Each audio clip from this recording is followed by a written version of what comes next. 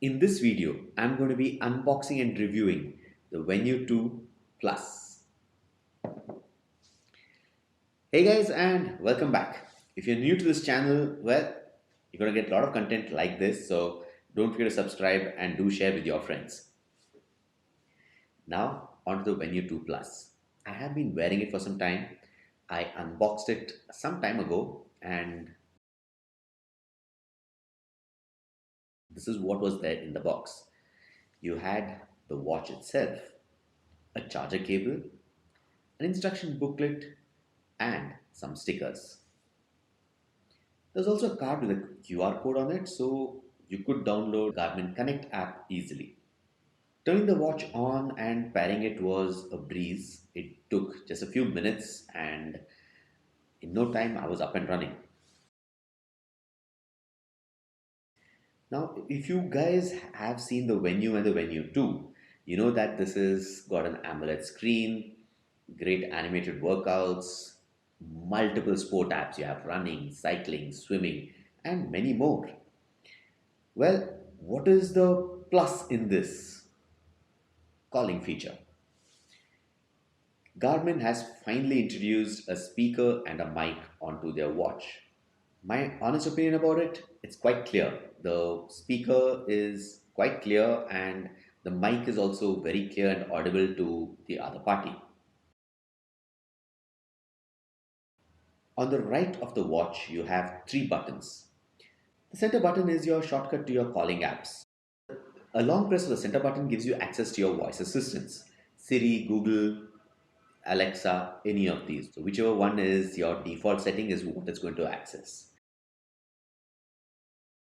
A quick press gives you access to a screen where you have keypad and contacts. The contacts that are available in this, you need to give access to it through your Garmin Connect. The contact list will be those who you call regularly and you're in touch with regularly. For the others, you have a keypad. And this keypad is well spaced out. This is a 43 screen, so you have a big enough screen where you can easily type in. Once you type in the number, you press dial and it dials out. Rather convenient and, well, easily accessible. The top button gives you access to your sporting apps. At the bottom, there is four dots. Pressing the four dots gives you access to a few additional settings. Now, what is nice over here is the health snapshot. This in 2 minutes gives you a quick snapshot of your health. So your snapshot measures four metrics: pulse ox, heart rate, breaths per minute, and stress. Quite useful when you want a quick snapshot of how healthy you are. The snapshot report card also tells you your heart rate variability. Garmin uses heart rate variability to measure multiple things like your body battery, stress, etc. But over here you get your actual heart rate variability in milliseconds. Useful if you want to share that with a doctor or a health professional. Now moving on to how comfortable this is. The dial size on this is 43 mm. It's a nice comfortable dial size. I do have a slim wrist and this 43 mm watch feels comfortable. It does not feel too huge or too small on my wrist. The silicone strap is quite comfortable and gives a nice snug fit of the watch on your wrist.